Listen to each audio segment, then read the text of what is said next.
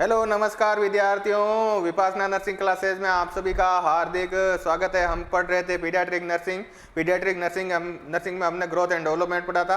Growth and development की definition, उसके principal और फैक्टर अफेक्टिंग पढ़ने के बाद में हमने ग्रोथ एंड डेवलपमेंट का एंथ्रोपोमेट्री पढ़ा। अब हम डेवलपमेंट की ओर आगे बढ़ रहे हैं। डेवलपमेंट को किस प्रकार हमारे द्वारा असेस किया जाता है कि भाई डेवलपमेंट बच्चे का सही हो रहा है या नहीं हो रहा है, उसको असेस करने के लिए हमारे पास 3 एंथ्रोपोमेट्री होती है। एक तो होता है रिफ्लेक्सेस, एक होता है हमारा माइलस्टोन, एक होता है हमारा डेवलपमेंटल थ्योरी।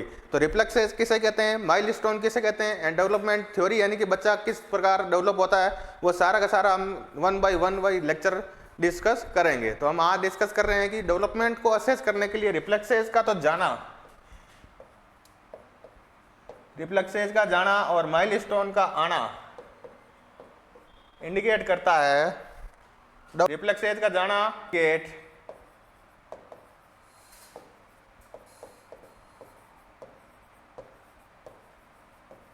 डेवलपमेंट। अब बात करेंगे हमारे माइलस्टोन कौन कौन से होते हैं, रिफ्लेक्सेस हमारे कौन कौन से होते हैं। तो इसके अंदर हम डिस्कस करते हैं कि हमारे मुख्यतः रिफ्लेक्सेस किसे कहते हैं। तो सबसे पहले हम रिफ्लेक्सेस के बारे में डिस्कस कर रहे हैं। रिफ्लेक्सेस का मतलब होता है कि इनवॉलेंटरली एक्ट, वॉलेंटरली मसल्स द्वारा, वॉलेंटरी मसल्स द्वारा इनवॉलेंटरली एक्ट, किसी भी स्टिमुलाई के अगेंस्ट किया गया हमारा एक्ट रिफ्लेक्सेस कहलाता है। यानी कि इसको मैं डेफिनेशन के रूप में लिखूं तो it is N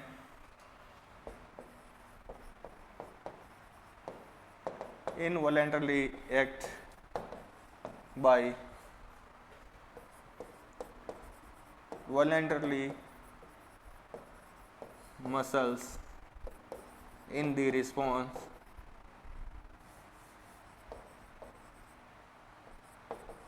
of stimuli। Stimuli के रिस्पॉन्स के अंदर वॉलेंटरली मसल्स द्वारा किया गया एक्ट हमारा रिफ्लेक्सेस कहलाता है। अब बात करते हैं स्टिमुलाई क्या होता है। तो स्टिमुलाई बात करते हैं, पेन है हमारा, टच है, टेम्परेचर है, प्रेशर है, ये हमारे स्टिमुलाई हो गए। अब बात करते हैं हमारे पीडियाट्रिक नर्सिंग के अंदर कौन कौन से रिफ्लेक्सेस चलते हैं। तो हम बात करते हैं, हमारा पहला होता है routing reflex,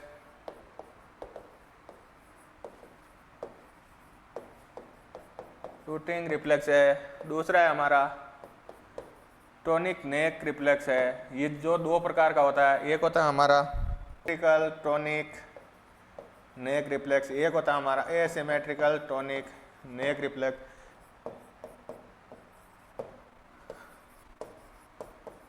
plantar reflex reflexes. उसके बाद में होता है हमारा Moro reflex,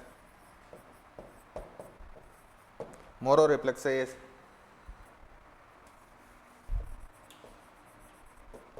Babinski reflex.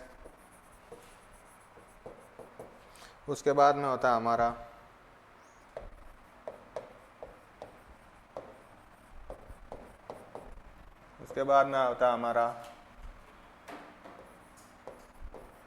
Parachute reflex.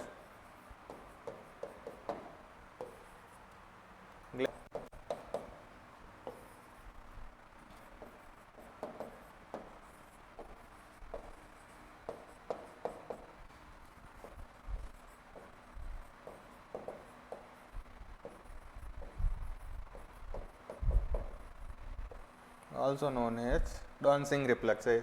तो विद्यार्थियों, हम बात कर रहे थे ग्रोथ एंड डेवलपमेंट के अंदर। अब आज हम डिस्कस कर रहे हैं उसके एंथ्रोपोमेट्री के अंदर डेवलपमेंट को समझने के लिए, हमारे डेवलपमेंट को असेस करने के लिए हम एक तो रिफ्लेक्सेस को देखते हैं, एक माइलस्टोन एंड डेवलपमेंटल थ्योरी के आधार पर हम बच्चे के अंदर पता लगाते हैं कि उसके अंदर ग्रोथ डेवलपमेंट सही तरीके से हो रहा है या नहीं हो रहा है। तो रिफ्लेक्सेस का जाना एंड माइलस्टोन का आना हम हमारे को इंडिकेट करता है कि बच्चा सही डेवलपमेंट या अपना डेवलपमेंट पीरियड को कंप्लीट कर रहा है। तो बात रिफ्लेक्सेस किसे कहते हैं। तो रिफ्लेक्सेस एक एक्ट होता है जो कि किसी स्टिमुलाई के अगेंस्ट किया जाता है। बच्चे को कुछ भी हम स्टिमुलाई देंगे, वॉलेंटरली मसल्स द्वारा किया गया इनवॉलेंटरली एक्ट हमारा रिफ्लेक्सेज कहलाता है। रिफ्लेक्सेज के अंदर स्टिमुलाई जैसे पेन है, टच है, टेम्परेचर है, कुछ भी हम देंगे जिसकी वजह से बच्चा कुछ ना कुछ एक्ट करेगा, उस किए गए एक्ट को ही हम रिफ्लेक्सेज कहते हैं, जो कि बच्चे के अंदर अर्ली लाइफ के अंदर उसको डिपेंडेंट नहीं बनाने के लिए काम में आता है। तो बात करते हैं रिफ्लेक्सेज हमारा कौन कौन से होते हैं।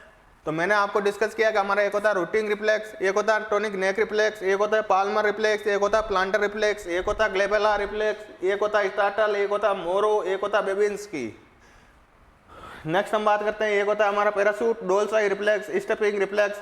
ये बहुत सारे हमारे रिफ्लेक्स पाए जाते हैं, तो इनको हम वन बाय वन डिस्कस करेंगे। रूटिंग रिफ्लेक्स को समझने के लिए स्टिमुलाई क्या होगा पहले मैं आपको समझा दूंगा कि रूटिंग रिफ्लेक्स के अंदर एग्जामिनर क्या करेगा कि बेबी की माउथ के कॉर्नर ऑफ दी माउथ पर टचेज करेगा, तो बच्चा उसके अंदर रिफ्लेक्स ये दिया, उसको एक रिफ्लेक्स दिया बच्चे की कॉर्नर ऑफ माउथ को एग्जामिनर ने टच किया, तो बच्चा अपना टर्निंग साइड हेड को टर्न करेगा, टचिंग साइड, और वाइड ओपन माउथ करेगा। तो वाइड ओपन जिस तरफ इस तरफ मैंने टच किया तो बच्चा इस तरह माउथ करेगा और वाइड ओपन कर देगा, इस तरफ किया तो बच्चा इस तरफ अपना हेड टर्न करेगा और वाइड ओपन माउथ करेगा। तो ये रिफ्लेक्स है हमारा ब्रेस्ट फीडिंग के अंदर आता है। तो इसको मैं लिखता हूँ किस प्रकार से करते हैं। तो इसके अंदर स्टिमुलाई क्या होता है अभी हम लिखते हैं।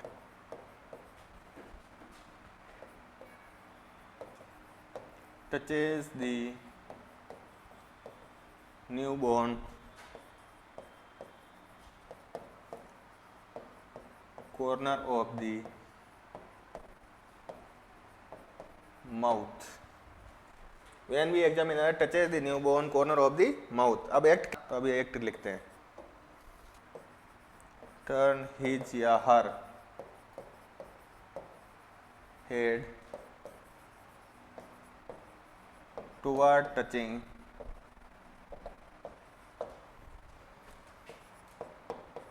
side and wide open mouth. तो इसके अंदर हमारे रूटिंग रिफ्लेक्स के अंदर क्या करता है examiner, when the examiner touches the newborn corner of the mouth, जब एग्जामिनर बच्चे के कॉर्नर ऑफ द माउथ पे टच करता है तो बच्चा टचिंग साइड पे अपना माउथ टर्न को हेड को टर्न करता है और ओपन वाइड माउथ करता है, जो कि ये हमारा रिफ्लेक्सेस बच्चे के अंदर ब्रेस्ट फीडिंग के अंदर काम आता है। तो इसके अंदर नेक्स्ट मैं आगे लिखता हूँ रिजॉल्व हो जाता है। तो हमने पहला रिफ्लेक्सेस के अंदर डिस्कस किया। नेक्स्ट आता है हमारा नेक रिफ्लेक्स।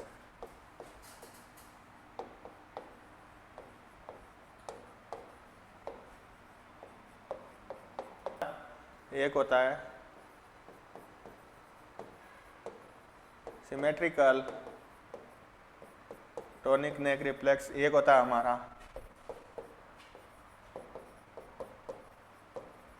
एसिमेट्रिकल टोनिक नेक रिफ्लेक्स। सिमेट्रिकल टोनिक नेक रिफ्लेक्स और एसिमेट्रिकल टोनिक नेक रिफ्लेक्स में क्या होता है, स्टिमुलाई, इधर हम क्या स्टिमुलाई देंगे,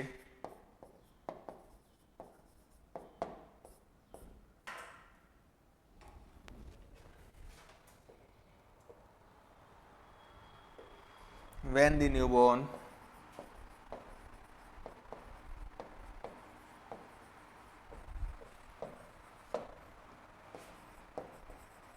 head either left and either right। तो एक्ट क्या करेगा बच्चा,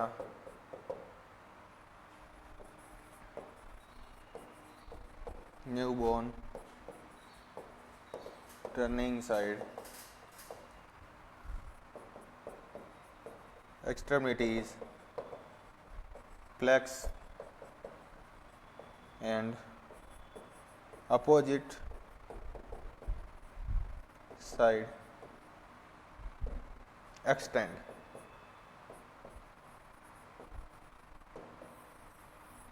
तो हम नेक्स्ट रिफ्लेक्सेस के बारे में डिस्कस कर रहे हैं विद्यार्थियों। हमारा नेक्स्ट रिफ्लेक्स है टोनिक नेक रिफ्लेक्सेस। टोनिक नेक रिफ्लेक्सेस दो प्रकार का होता है, एक होता है हमारा सिमेट्रिकल टोनिक नेक रिफ्लेक्स, एक होता है हमारा एसिमेट्रिकल टोनिक नेक रिफ्लेक्स। सिमेट्रिकल टोनिक नेक रिफ्लेक्स के अंदर हम क्या स्टिमुलाई देते हैं बच्चे को।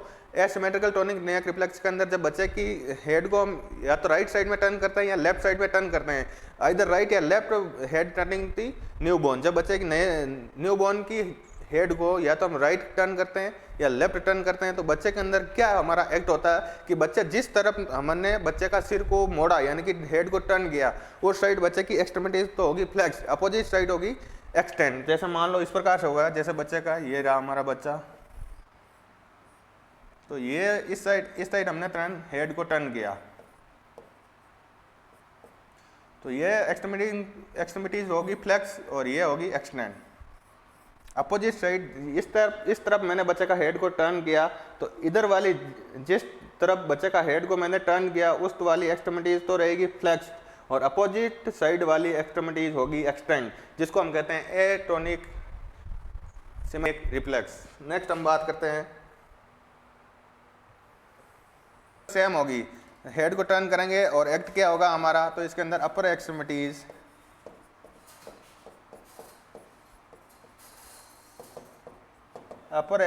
तो होगी एक्सटेंड और लोअर एक्सट्रीमिटीज होगी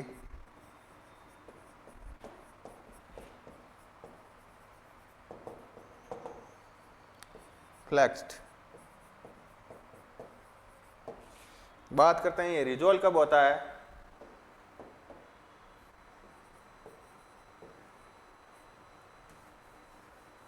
टू 4 मंथ, ये भी रिजोल्व होता है हमारा 3 to 4 मंथ।